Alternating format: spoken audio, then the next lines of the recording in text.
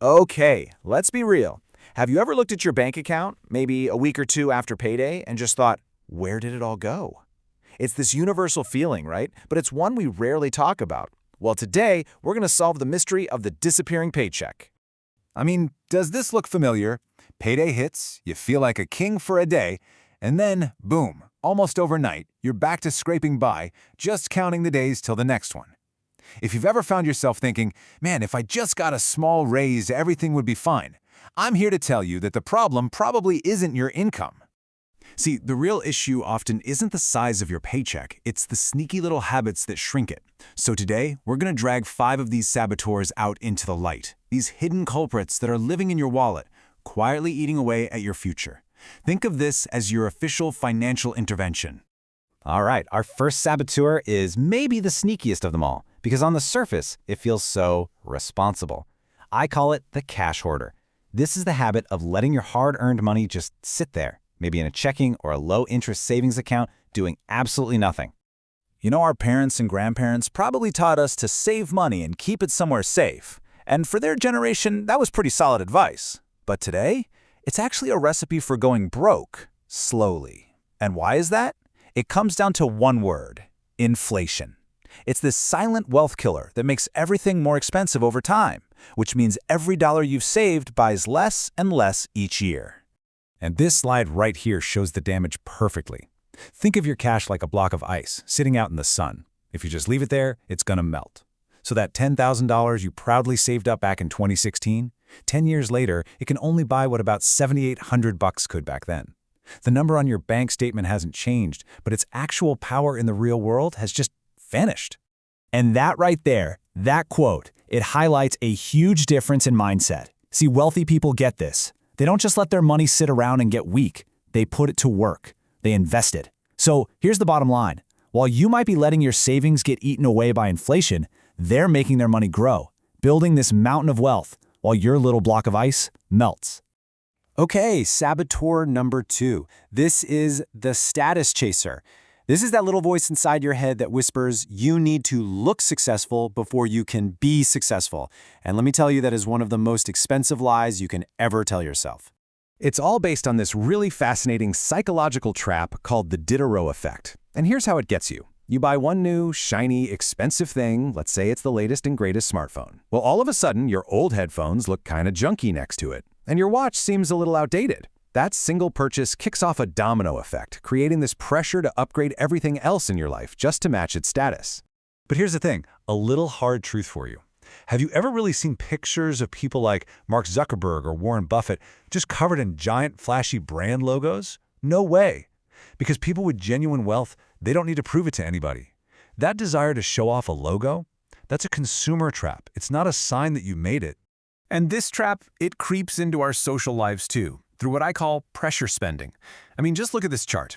You go out on a Friday night with a solid plan. You're going to spend $50, but then your friends start ordering another round of expensive cocktails. And hey, let's get that fancy appetizer. And before you know it, your bill is $120. That's more than double what you planned. You didn't want to be the one to say no, and that silence, it just cost you an extra $70. Next up, we have a saboteur that marketers absolutely love. I call it the brand follower. This is that really expensive habit of just assuming that a famous logo or a higher price tag automatically means you're getting something better. This slide says it all, doesn't it? You've got 2 basic white t-shirts. They're both 100% cotton.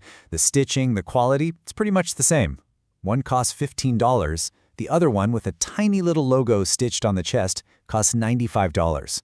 So what are you really paying that extra $80 for? It's not for better material, it's not better craftsmanship, you're just paying for the logo. So the next time you find yourself reaching for that big name brand, just remember this. More often than not, you're not paying for a better product. You're paying for their giant marketing campaigns, their celebrity endorsements, and those flashy billboards. You are literally funding their advertisements, not your own future. And that leads us right into saboteur number 4, which is a truly modern problem. It's the subscription leech. These are all those small, automatic, recurring charges that just quietly siphon money from your bank account month after month, often without you even noticing. I like to call this the subscription graveyard. It's filled with all these good intentions, right? like that gym membership you swore you'd use, and stuff we just flat out forgot about, like that free trial for an app you used once. These companies, they are counting on you being too busy or distracted to cancel. And while each one seems pretty harmless on its own, when you add them all up, they create this huge, constant drain on your money. Oh, and let's not forget the laziness tax. This $25 you see here, that's what a simple meal delivered to your door can easily cost. A meal that would have been only, say, $15 if you had just driven 10 minutes to pick it up yourself. That extra $10, that's not for the food. That's the price of convenience. So you gotta ask yourself, are you earning your money so easily that you can afford to pay a 66% tax just to avoid a short drive? And now we've arrived at our final and, honestly, our most destructive saboteur. This one isn't about what you spend your money on. It's about what you're too afraid to do with it. It's the fearful mindset, and it is the biggest wall standing between you and actually building wealth. And this slide right here illustrates this crazy paradox of modern finance perfectly. Think about it. We are incredibly brave when it comes to taking on debt to buy things. Signing up for a $1,200 phone on a payment plan, no sweat. But investing just $100 into the stock market, an action that could actually grow your money, all of a sudden that feels incredibly terrifying and risky. We're brave when it comes to spending, but we're cowards when it comes to building wealth. This fear is the single biggest barrier keeping you from financial freedom. Okay, so we've identified the 5 enemies hiding in your wallet. But just knowing they're there is only half the battle. Now let's talk about how to actually fight back. Here is your 5-step plan for your financial comeback. This right here, this is your roadmap. So let's run through it. Step 1. You're going to counter the cash hoarder by putting that idle money to work. It doesn't have to be a lot. Just start a small, regular investment. Step 2. You fight the status chaser.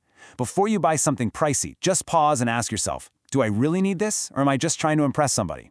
Step 3, own your budget. You gotta learn that no is a complete sentence. It's your superpower. Step 4, look past the label. Become a smart shopper who compares quality, not just logos. And finally, step 5, go on a mission. Open up your bank statement and mercilessly slay every single subscription you don't use. This is how you take back control. Look, let's be honest with ourselves. Changing your habits, it's hard. It takes real effort. But you know what else is hard? Living with the constant stress and anxiety of being broke. That's a different kind of hard. You're going to have to choose one of them. So the question I'll leave you with is, which hard are you going to choose?